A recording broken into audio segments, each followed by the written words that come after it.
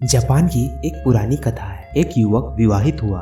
वह समुराई था, क्षत्रिय था। वह अपनी पत्नी को लेकर एक दिन सुबह वह नाव में बैठा। उसे दूसरी ओर जाना था। दूसरी तरफ उसका गांव था। तभी बड़ा तूफान आया। बहुत आंधियां चली।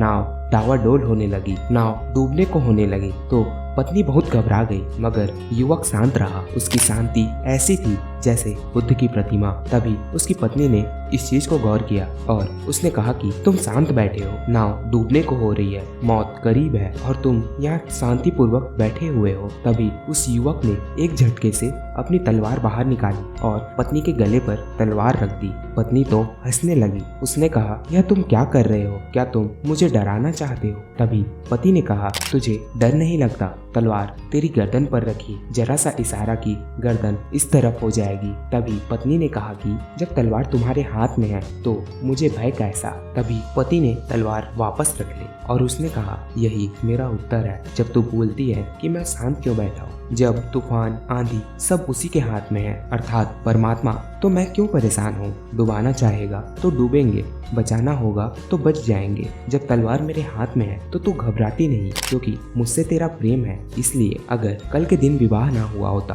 और अगर मैंने तलवार तेरे गले पर रखी होती तो तू चीख मारती। आज तू घबराती नहीं, क्योंकि हमारे मध्य एक प्रेम का सेतु बन गया है। ऐसा ही सेतु मेरे और परमात्मा के बीच है। इसलिए मैं घबराता नहीं हूँ। तूफान आए तो तूफान का मजा लेंगे, डूबेंगे तो डूबने का मजा लेंगे, क्योंकि सब तो उसी के हाथ में है। हम उसके हाथ के बाहर नहीं है। तो फिर चिंता कैसी? तो फिर भय कैसा? इस बात को याद रखना कि इस संसार में तुम्हारे किए कुछ भी नहीं होता। जो होना रहता है वही होता है। ऐसा सत्य को जानकर जो पीछे सरक जाए, ऐसा सत्य को जानकर जो शांत हो जाए, उसके जीवन में फिर कभी अशांति नहीं आती। इस बात को याद रखना कि इस संसार में चिंता से ही दुख उत्पन्न होता है। ऐसा जो निश्चय पूर्वक जानता है वही सुखी और शांत है और वही चिंता से मुक्त है। चिंता पैदा होती है कर्ता के भाव से। जैसे ही तुम स्वीकार कर लेते हो कि मैं करता नहीं हूँ, फिर चिंता कैसी? चिंता है कर्ता की छाया। चिंता को छोड़ते ही तुम्हारे जीवन में फिर कभी असहजता पैदा नहीं होती। ऐसा जिसने जान लिया